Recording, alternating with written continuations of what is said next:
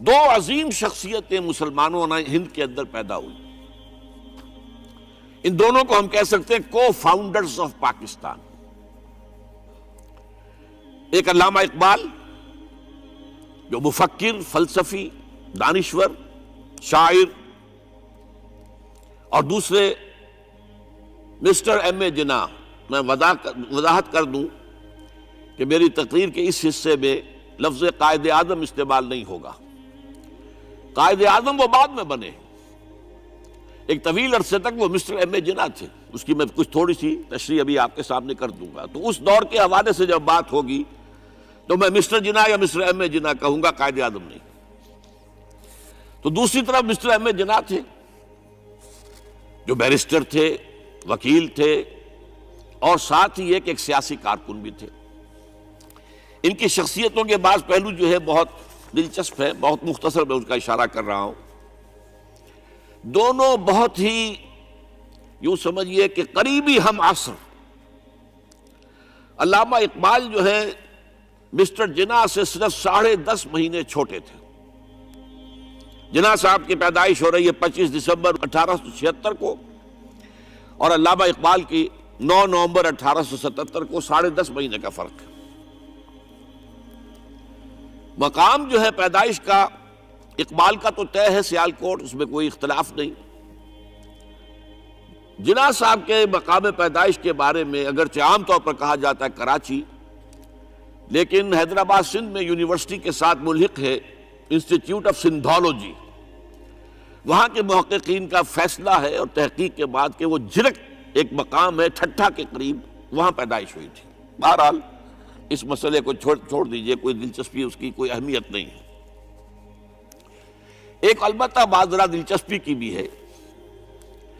علامہ اقبال کے بارے میں معلوم ہے ان کا پس منظر خاندانی جو تھا وہ کشمیری پنڈت، کوئی اختلاف نہیں.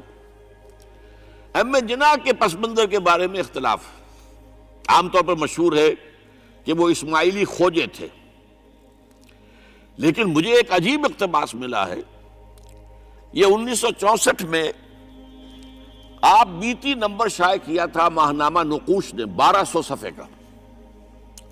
اس میں تمام مشاہیر کی زندگی کے حالات ان کے اپنے تحریر سے یا اپنے قول کے حوالے سے بڑی خوبصورتی سے جمع کیے گئے. اس میں مسٹر جناح کا قول یہ ہے کہ میں اصل میں منٹگومری کے علاقے کے راجپوت ایک خاندان کی نسل سے ہوں. اس میں ان کا قول سنا دیتا ہوں، میرے پاس اس کی یہ فوٹو سٹیٹ موجود ہے. میں پنجابی راجپوت ہوں. کئی پشتیں گزری، میرے ایک جد کاٹھیا واڑ چلے گئے تھے. وہاں انہوں نے ایک خواجہ لڑکی سے شادی کر لی تھی اور انہی کے خاندان میں مل گئے تھے. اس وقت سے ہم لوگ کھوجوں میں شمار ہونے لگے. میرے وہ جد جو کاٹھیا واڑ چلے گئے تھے ضلع منٹگومری کے رہنے والے تھے. اب اس کا حوالہ کیا ہے؟ یہ بات قائد اعظم کے منہ سے اس وقت نکلی جب نواب صاحب باغپت نے کہا کہ آپ کا خاندان تو تجارت پیشہ ہے، پھر آپ میں یہ گھن گرج کہاں سے آئی؟ تو اس کے جواب میں قائد اعظم نے فرمایا کہ میں اصل میں اسماعیلی کھوجا نہیں ہوں، بلکہ میری رگوں میں جو خون ہے وہ راجپوت کا ہے.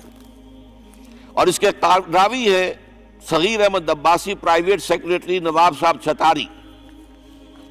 بہرحال یہ ایک دلچسپی کی بات تھی اور کوئی اہمیت اس کی خاص نہیں ہے. البتہ ایک اور بات جس کی اہمیت ہے، علامہ اقبال کے خاندانی اثرات میں مذہبی روح، مذہبی جذبہ جو ہے وہ بڑا گہرا تھا. ان کے والد شیخ نور محمد صوفی مزاج بزرگ تھے. نماز روزے کی پابندی والی معاملہ تو تھا ہی 100%، لیکن ان کا مزاج صوفیانہ تھا. والدہ بہت نیک. پھر ان کی ابتدائی تعلیم جو ہے جس ماحول میں ہوئی ہے، علامہ میر کاشمیری بہت بڑے عالم، بہت بڑے جو ہے مدرس، ان کا فیض حاصل ہوا ہے. تو یہ اقبال کی تربیت کے اندر، ابتدائی تربیت کے اندر مذہب کا حصہ کافی تھا. ایسی کوئی چیز محمد علی جناح کے معاملے میں ہمارے علم میں نہیں ہے. جناح پونجا ان کے والد تھے اور ایک عام درجے کے کاروباری تھے، چمڑے کا کاروبار کرتے تھے.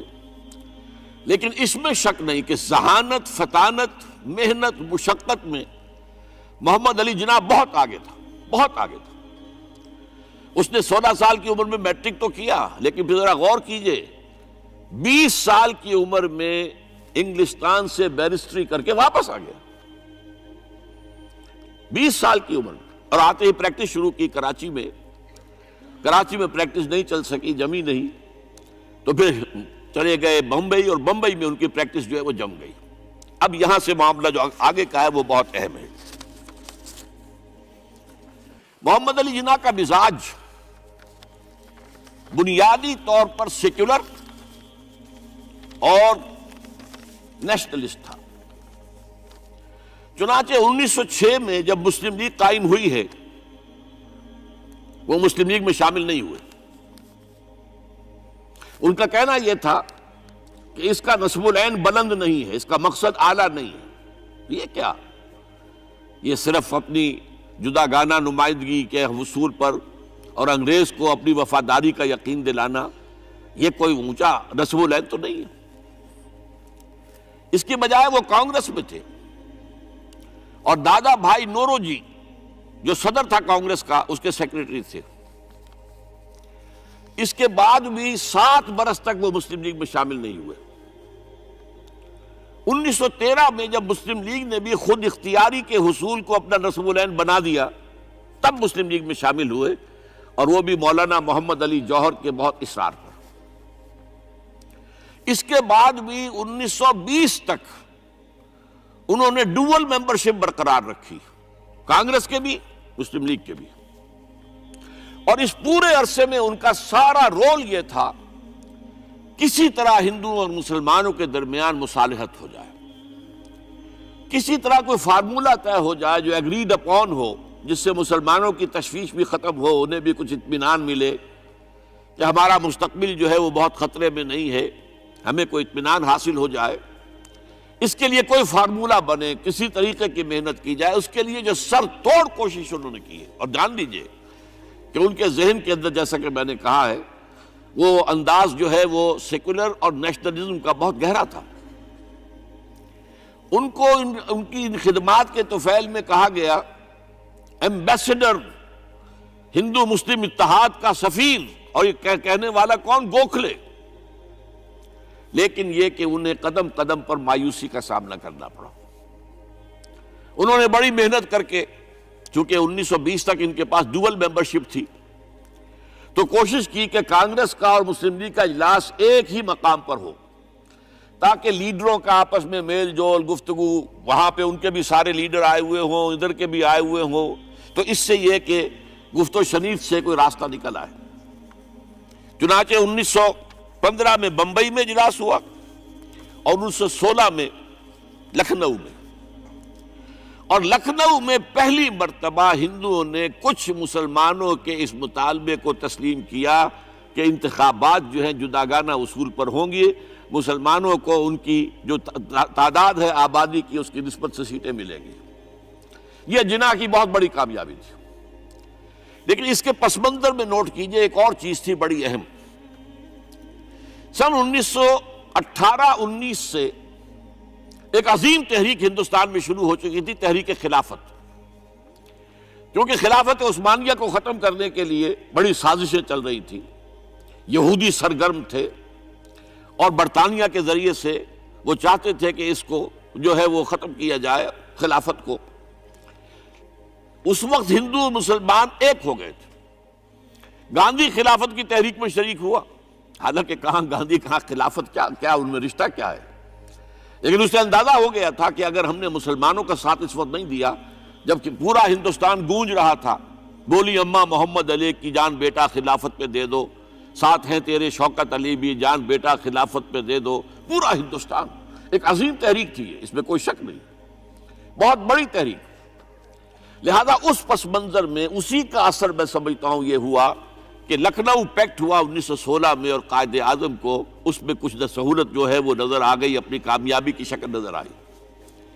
لیکن جیسے ہی تحریک خلافت ختم ہوئی، ختم تو اس لیے ہو گئی کہ مصطفیٰ کمال پاشا نے خود ختم کر دی خلافت۔ وہ تو جیسا کہ پھر علامہ اقبال نے بھی کہا تھا، چاک کر دی ترک ناداں نے خلافت کی قبا، سادگی اپنوں کی دیکھ، اوروں کی عیاری بھی دیکھ۔ بہرحال خلافت ختم ہو گئی تو وہ سارا جوش خروش وہ سارا ختم ہو گیا۔ اس لحاظ سے یہ ہے کہ صورتحال تبدیل ہو گئی، اور اب ہندوؤں کے اندر دوبارہ وہ اپنی جو عصبیت اور مسلمانوں کے خلاف ان کے اندر جو جذبات تھے وہ اوپر ابھر کر آئے۔ چنانچہ 1928 میں نہرو رپورٹ شائع ہوئی ہے، جس نے کہ اس معاملے کے اندر ساری امیدیں جو مسلمانوں کو ہو سکتی تھی ہندوؤں سے، ان سب کا قلع کما کر دیا، اور معلوم ہوا کہ ہندو کسی درجے میں بھی مسلمانوں کو کوئی حیثیت دینے کو تیار نہیں۔ یہ نہرو رپورٹ جو ہے یہ بہت ہی سمجھیے کہ ٹرننگ پوائنٹ ہے۔ اس کے بعد جناح صاحب نے کوشش اور کی، تجاویز دہلی کچھ اور خاکہ دیا کہ کم سے کم یہ مان لو، وہ بھی رد کر دی گئی۔ پھر 14 نکات دیے، وہ بھی رد کر دیے گئے۔ اس کا نتیجہ یہ نکلا کہ انتہائی مایوس، دل گرفتہ، دل شکستہ ہو کر محمد علی جناح نے ہندوستان کو خیر باد کہہ دیا۔ یہ نوٹ کیجئے، ان کی زندگی کا ایک دور یہاں ختم ہوتا ہے۔ 1931 میں وہ انگلستان منتقل ہوئے، ایک کوٹھی خریدی، اپنی لیگل پریکٹس شروع کر دی، اور ہندوستان کی سیاست سے بالکل کنارہ کشی کر لی۔ اب آئیے ذرا دوسری طرف، دوسری شخصیت جو ابھری وہ کون؟ علامہ اقبال۔ میں عرض کر چکا ہوں کہ ان کی ابتدائی تعلیم میں اور خاندانی پس منظر کے اندر مذہبی اثرات بڑے گہرے تھے۔ بہرحال انہوں نے ایم اے کیا ہے غالباً 1897 میں، اور اس وقت کا کچھ اقبال جو ہے، اس وقت سے لے کر 1905 تک کا اقبال، ایک طرف تو اس میں بھی نیشنلزم تھا، ہندی نیشنلزم، یہ نوٹ کر لیجئے۔ چنانچہ اسی دور کا اس کا ترانہ ہے، سارے جہاں سے اچھا ہندوستان ہمارا۔ آج بھی جو ہندوستان کا ریڈیو ہے اور ہندوستان میں حکومت کے زیر اہتمام اس ترانے کی جو ہے وہ بڑی سرپرستی ہوتی ہے، بہت اس کو جو ہے نشر کیا جاتا ہے، سارے جہاں سے اچھا ہندوستان ہمارا، ہم بلبلیں ہیں اس کی، وہ گلستاں ہمارا۔ بلکہ اس زمانے میں ایک ایسا شعر بھی انہوں نے کہا ہے جس کی کہ پھر شدید ترین نفی بعد میں ان کے اشعار سے ہوئی ہے۔ انہوں نے ایک نیا شوالہ کے نام سے جو نظم لکھی کہ سچ کہہ دوں اے برہمن گر تو برا نہ مانے، تیرے صنم قدوں کے بت ہو گئے پرانے۔ اسی میں ایک شعر ہے کہ پتھر کی مورتوں میں سمجھا ہے تو خدا ہے، خاک وطن کا مجھ کو ہر ذرہ دیوتا ہے، خاک وطن کا مجھ کو ہر ذرہ دیوتا ہے۔ اس درجے گہرا انڈین نیشنلزم اقبال کے اندر بھی موجود تھا۔ لیکن جب اقبال انگلستان گئے ہیں، یہ 28 برس کی عمر میں انگلستان گئے ہیں سن 1905 میں، اور 3 سال وہاں رہے، انگلستان اور جرمنی، اور بیرسٹری بھی کی، اور چونکہ فلسفی تھے پی ایچ ڈی بھی کر کے آئے۔ اس عرصے میں معلوم ہوتا ہے کہ اقبال کی قلب ماہیت ہو گئی۔ یہ میرا ایک تجربہ ہے، بڑا پرانا ہے، میرا مشاہدہ تھا۔ 1970 میں پہلی مرتبہ میں انگلستان گیا تھا، میرے چھوٹے بھائی وہاں زیر تعلیم تھے، انہوں نے بلایا تھا۔ وہاں میں نے دیکھا کہ یونیورسٹیوں میں پڑھنے والے ایک P H D, 2 P H D کرتے ہوئے لوگ بیٹھتے ہیں، جمعے کے روز قرآن پڑھتے ہیں، درس قرآن ہوتا ہے، اور وہ ایک دوسرے سے قرآن پڑھ کے سنتے بھی ہیں تاکہ جو تجوید کی غلطیاں ہوں ان کی تصحیح ہو سکے۔ اور میں نے سوچا کہ پاکستان میں اس سطح کے لوگ جو ہیں کبھی اس قسم کی مصروفیت میں مبتلا مجھے تو نظر نہیں آئے۔ تو اس کا مجھے ایک اصل میں تجزیہ میرا یہ تھا کہ جن لوگوں کی بنیادی تربیت میں اور خاندانی اثرات میں مذہب کا ایلیمنٹ موجود ہوتا ہے، چاہے وہ ہندوستان میں رہتے ہوئے وہ زیادہ ظاہر نہ ہو، نمایاں نہ ہو، اس کے آثار سامنے نہ آئے، لیکن جب وہ ایک مخالف ماحول میں پہنچتے ہیں، اس مخالف ماحول میں ان کے اندر کا وہ چنگاری ان کی جو ہے وہ شعلہ بن کر بھڑکتی ہے۔ چنانچہ یہ معاملہ میں نے پھر بعد میں امریکہ میں بھی دیکھا، ہر جگہ دیکھا ہے کہ وہاں 2 نتیجے ہوتے ہیں، یا تو یہ کہ ایک آدمی ڈاؤن دی ڈرین گیا، تو وہاں کی تہذیب میں رگا گیا شراب اور یہ اور وہ اور رقص اور سب یہ ساری چیزیں آ گئی، اور یا پھر جو بچ گیا جس کے اندر دین کا کوئی حمیت کا شائبہ تھا، وہ پھر بھڑکتا ہے، پھر وہ ایکٹیوسٹ ہوتے ہیں، وہ کام کرتے ہیں۔ لہذا یہ معاملہ جو ہے علامہ اقبال کے ساتھ پیش آیا، اور خود انہوں نے کہا بھی ہے مسلمان کو مسلمان کر دیا طوفان مغرب نے۔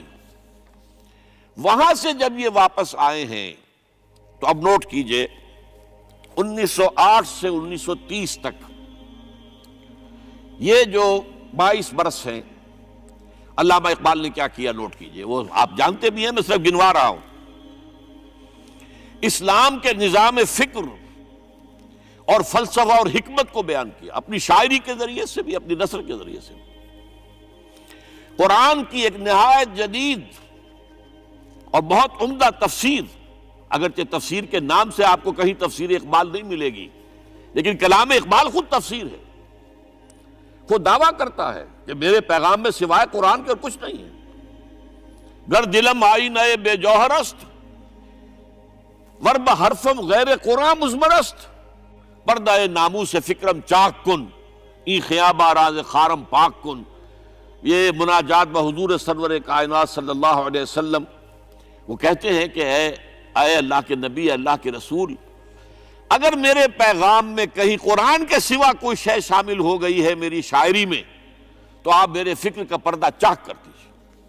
روز محشر خار و رسوا کن مرا، اور قیامت کے دن مجھے ذلیل اور خار کیجیے گا، اور بے نصیب از بوسہ پاکن مرا، اور مجھے اپنی قدم بوسی سے محروم کر دیجیے گا۔ یہ بات کہہ رہا ہے، اس کا دعویٰ ہے، اس نے جو کچھ کہا قرآن سے کہا ہے۔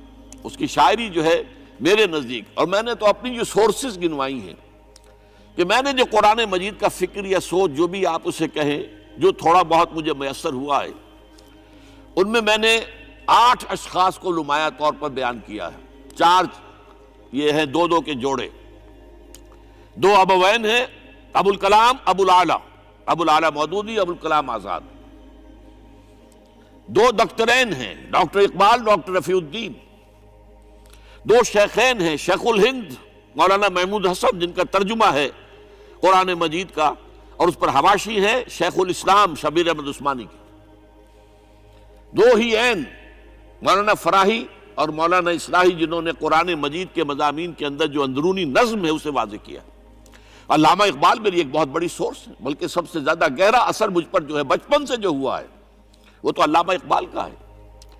5ویں جماعت کا طالب علم تھا جب ان کا یہ شعر میرے ذہن میں کہیں چپک کر رہ گیا ہے، جواب شکوہ کا، وہ زمانے میں معزز تھے مسلمان ہو کر، اور تم خار ہوئے تارک قرآن ہو کر۔